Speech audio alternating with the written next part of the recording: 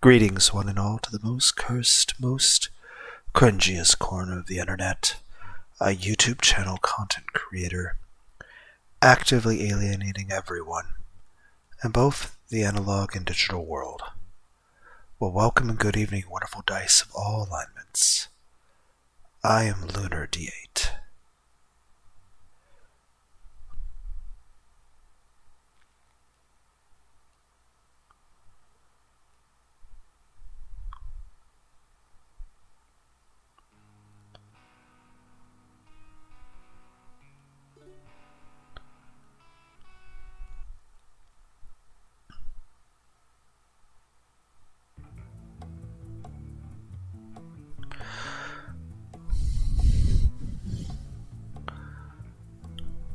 Even if Emil isn't here, I can at least return my books so the feds don't end up chasing me down.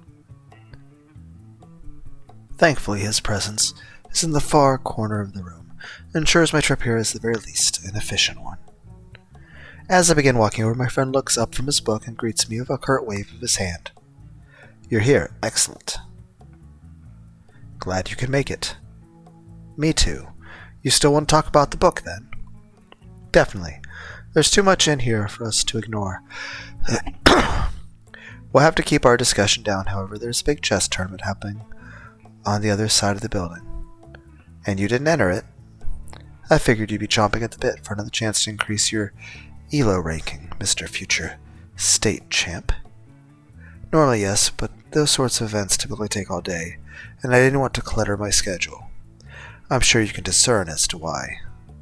Emil kicks up the left side of his face with a smirk, and I can't help but do the same.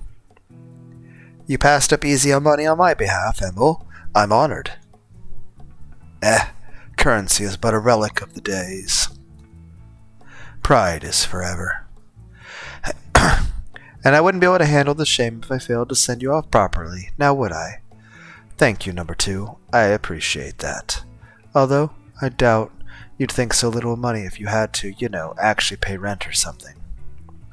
A delightful hypothetical to be sure, one that I'm eager to explore in the coming months. There's no way you're excited to pay rent, my guy. You don't have to act big around me, I'm sure. We both know it's going to be terrible. Perhaps. But for now, we are young and free of debt. So just give me a second to go to the bathroom, and then we'll get started, alright? Alrighty. Oh, and number 2? If you decide you need to go number 1 in there, by any chance, don't pull your pants down all the way when you're in front of the urinal. Somebody might walk in and see your butt. I start laughing so hard that I'm barely able to complete my sentence. I was 8 when that happened. Yep, that's what Ash told me. And you weren't even going to go to the same school as me yet, so I didn't need to. His description of the event was itself transcendent. Emil is such a smug guy that I have to take the wind out of his sails every now and then. Otherwise, he'd just fly away. Well, I suppose if pride is forever, then so is shame. We love you. Shut up. Emil walks away humbled, but not completely put out. In fact, by the time I've sat down and finished out my copy of The Stranger, he's already begun making his way back over. He sits down across from me, and we begin our discussion. The technique that the author uses is remarkable. He writes in such a way that although Marisol is detached, he's still quite relatable. Hardly the heroic type, though, right? Indeed.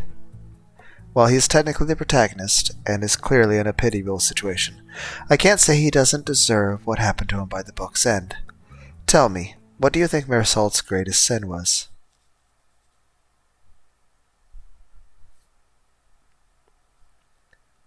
He's practically faultless. Society has failed him. That's too broad of a question. There's an entire potluck of things that this jerk did horribly. So if we start diving into something that esoteric, we're going to end up being here all day. But I've got something about this book that I've been dying to ask you specifically, Emil. Oh? You don't say? Normally, Emil would be so much more upset that I dismissed his musing so rapidly. But I know he can't resist a good challenge. He smirks as if to say, let's see if what you're bringing to the table is worthy of my palate. So what is it then? What exactly is your question? Alright, so every good story needs a villain, right? Or at the very least, some sort of strong, antagonistic force. But everybody in this book is so rotten that I can't figure out who that person is supposed to be. So, in your opinion, who is the story's antagonist? Haha, is that all it is? Well, the answer to this is obvious, Ovular. Is it not the main character himself? Is it not Marisol? After all, his refusal to think for himself or commit to any meaningful role in life ultimately is what allows him to be taken advantage of. He'll do anything, say anything, and become anyone, so ultimately he's goaded in becoming a murderer. No way. No, that's so backwards, dude. You don't think that the guy that gave him a gun halfway into the book and was all like, go shoot this other guy, he's been looking at me funny, is to blame at all? You don't think Raymond is the antagonist? No. No, not at all. Is it Marisol's own weakness that allows him to be malleable?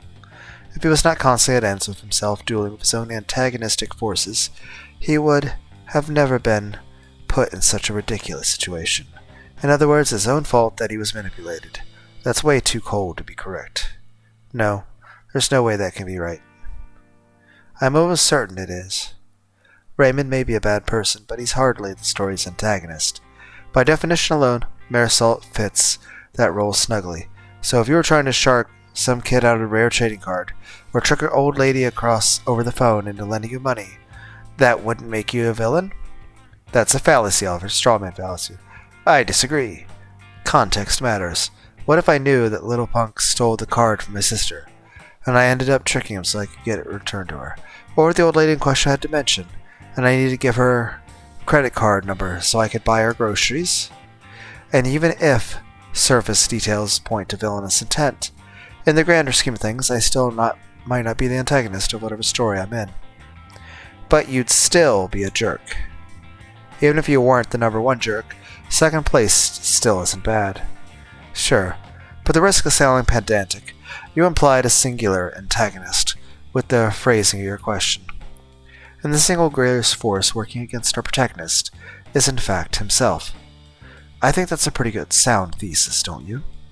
I guess. I don't like how little blame he is placing on the guy that's manipulating everyone, but I can't refute his argument. Maybe, I guess you're right. Perhaps. But no matter what the role that characters actually play, it still makes for fun discussion. I'm glad Judith was kind enough to recommend this book to us. As always, she has remarkable tastes. I suppose it's no surprise that her preferred reading material turned out to be so divine. Whoa, divine, huh?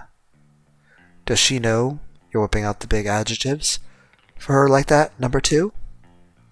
Might want to tone it down in case she ends up walking through that door and sees something else breaking out of you, if you catch my drift. That reminds me. There is one thing that I feel is worth mentioning, Oliver. Oh? You're wrong about being second. There's nothing worse than second place. Being that close to absolute perfection and coming up short is sickening. Remember that.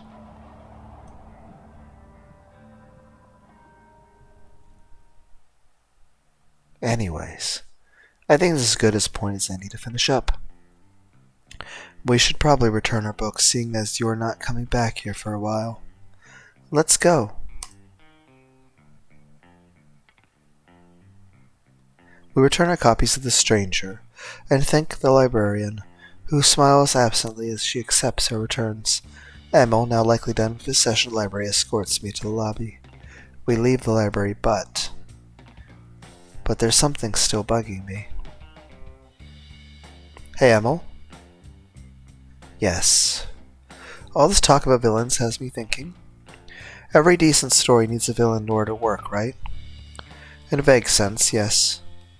It's like you said earlier, at the very least, you need some sort of antagonistic force for the heroes to rise up and defeat. Then, is that why none of you guys are taking Violet seriously? Is it because you think the villain of our story has been defeated? and so there's nothing to actually worry about. That's not exactly it, but it's not completely inaccurate either. I do earnestly believe that we are at the end of our journey, Oliver. We've come full circle in a sense. Anything more would simply be a drawn-out epilogue. So that could explain why I believe worrying about Violet is somewhat unjustifiable. You really believe that? You really think we're completely done? Yes.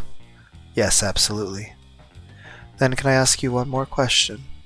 Boy, you sure are talkative lately. It's fascinating. Yes, please ask me another. It's honestly quite thrilling. Okay. So who is the villain of our story, then? Who exactly did we have to overcome?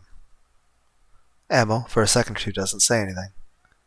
He just stands there, rubbing the base of his chin, until a confident smirk crawls across his face. Your best question today, by far, is also the simplest answer. It was the sirens, Oliver, the monsters that lived in the backside of our town's consciousness. The malady and the longing of our species made flesh. That is what we had to overcome. It's as simple as that. So relax. If anything note occurs in your absence, you can trust me to mail you the details as soon as possible. Emma walks over and puts his hand on my shoulder. Until then, thank you for the great discussions. I'll see you soon. Stay sharp.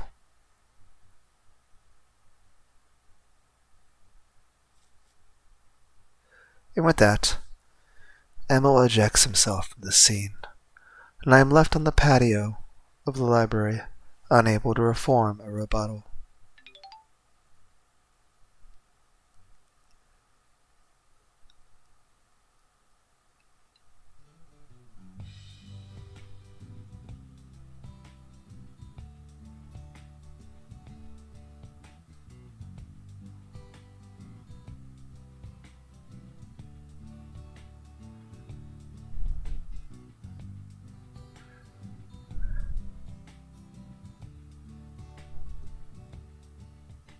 The safest place.